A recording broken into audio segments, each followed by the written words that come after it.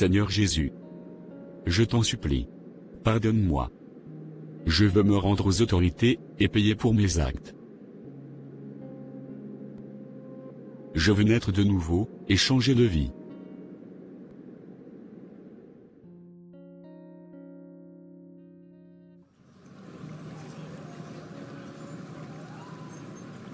Sache que le Seigneur a entendu ta prière. Oui. C'est bien à toi que je parle. Rends-toi aux autorités du pays que tu as fui. Et humilie-toi. Elohim sera avec toi.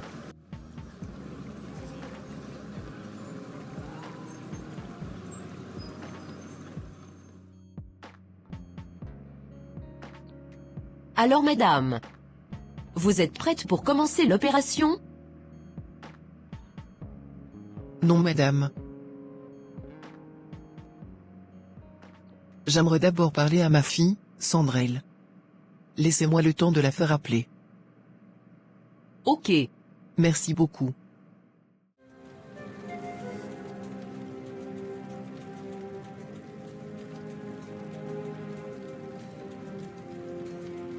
Mon fils, c'est aujourd'hui le grand jour de ton initiation. Tu vas enfin entrer dans notre loge de kabbalistes. Et tu deviendras l'un des plus grands prophètes de ta génération. Amen. Mais avant ça, tu dois aller te changer. Et ton look changera totalement. Tu devras revêtir une tenue pastorale, pour séduire et attirer à toi beaucoup plus d'âmes. D'accord papa. J'ai hâte.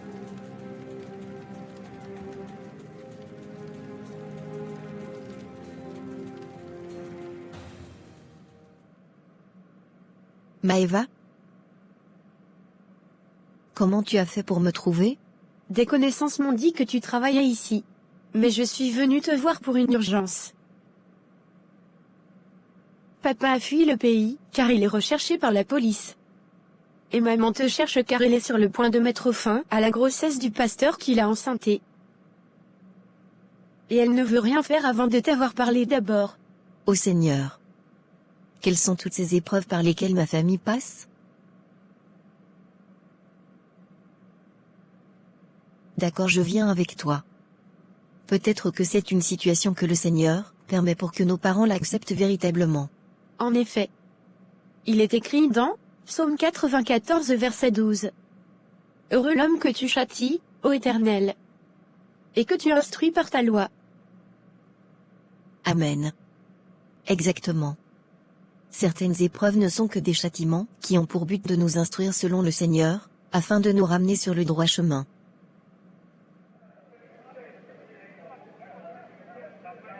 Mon frère, je suis heureux que le Seigneur ait pu te convaincre de revenir à la raison. Merci mon frère. Je sais que ce qui m'attend en France sera très difficile à affronter. Mais je suis aujourd'hui l'homme le plus heureux, car j'ai réellement reçu le Seigneur dans mon cœur. Enfin. Sois fort et prends courage. Souviens-toi du passage dans de Chroniques 33 versets 10 à 13, qui dit ceci. L'Éternel parla à Manassé et à son peuple, et ils n'y firent point attention. Alors l'Éternel fit venir contre eux les chefs de l'armée du roi d'Assyrie, qui saisirent Manassé et le mirent dans les fers. Ils le lièrent avec des chaînes d'airain, et le menèrent à Babylone. Lorsqu'il fut dans la détresse, il implora l'Éternel, son Dieu, et il s'humilia profondément devant le Dieu de ses pères. Il lui adressa ses prières, et l'Éternel, se laissant fléchir, exauça ses supplications, et le ramena à Jérusalem dans son royaume. Et Manassé reconnut que l'Éternel est Dieu. Amen. Ce passage-là me parle beaucoup. De même que par ta soumission, le Seigneur te relèvera, il en relèvera plusieurs aussi. Tiens bon et prends courage. Sois fidèle jusqu'à la mort, tu auras la couronne de vie. Selon Apocalypse 2 verset 10. Maman? Sandrelle, ma fille.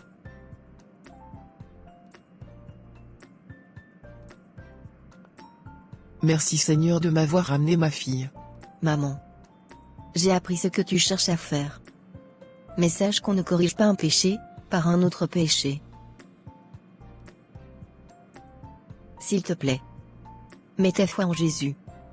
Lui seul est capable de changer ton histoire, et d'en faire un témoignage. Cet enfant que tu cherches à enlever, peut devenir demain un serviteur du Seigneur. Je le sais ma fille. J'avais juste peur d'affronter la situation seule. Mais je veux réellement connaître ton Dieu.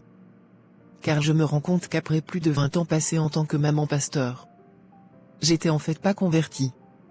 Et je n'ai jamais connu Dieu. Oui maman. Il n'est jamais trop tard. Comme le brigand à la croix dans Luc 23 verset 43. Tu peux toi aussi accéder au salut. Seulement repens-toi, abandonne tes mauvaises œuvres, et donne-toi tout entière à au choix.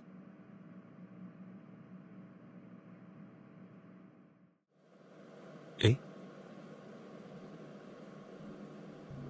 Méo? C'est pas toi le petit voyou, qui a enceinte la fille d'Archie, révérend Paulin? Attention. Je ne m'appelle pas petit voyou. Mais dis. C'est toi Steven? Non? Oui, c'est bien moi. Donc j'ai raison. C'est toi les petits voyous. Steven. Non, non. Désormais je suis le prophète Steven Royal. Mais t'y fais de blagues, ou comment? Depuis quand prophète? Écoute. J'ai été consacré il y a quelques jours. Et je cherche des collaborateurs pour démarrer mon ministère, et bâtir mon église. J'ai pensé à toi, car je sais que tu fais partie d'une grande loge, et que tu as fréquenté beaucoup d'hommes de Dieu. Tu pourras être mon conseiller à l'église. Et tu pourras occuper le poste de pasteur. Tu deviendras riche grâce aux dîmes et aux offrandes. Mais, moi j'y suis en prison. J'ai fait comment là? Si tu acceptes de collaborer avec moi, et de me rester fidèle et loyal, je vais utiliser les relations de mon père spirituel, qui m'a initié pour te faire sortir de prison. Ah. Si c'est comme ça, je suis d'accord. Je veux devenir pasteur quand? Dès que je te fais sortir de prison. Et. Amen. Vraiment. Oui. Amen. Papa? Tu es revenu? Oui ma fille. Mais je ne suis pas venu rester à la maison. Où est ta mère? Elle est à une réunion de prière. Elle ne va pas tarder. D'accord, c'est pas grave. Tu lui feras passer ce message de ma part. Je suis de retour pour me rendre aux autorités. Dis à ta mère que je lui demande pardon pour toutes mes infidélités, et que moi-même je lui pardonne pour la sienne. Je ne demande pas le divorce.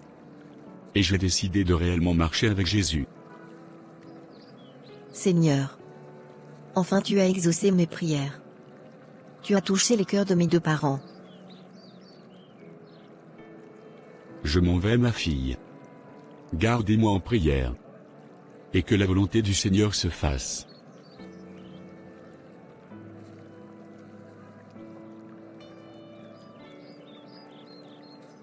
Courage ma fille. Le Seigneur restaure tout dans notre maison. Et j'accepte de payer le prix, et de répondre de mes actes. Mieux vaut le tribunal des hommes, que celui de Dieu. N'oublie pas qu'il est écrit dans Matthieu 10 verset 28. Ne craignez pas ceux qui tuent le corps et qui ne peuvent tuer l'âme. Craignez plutôt celui qui peut faire périr l'âme et le corps dans la géhenne. Amen, papa. Alléluia. Jésus, tu connais ma vie. Tu connais les profondeurs de mon cœur. Tu connais ce qui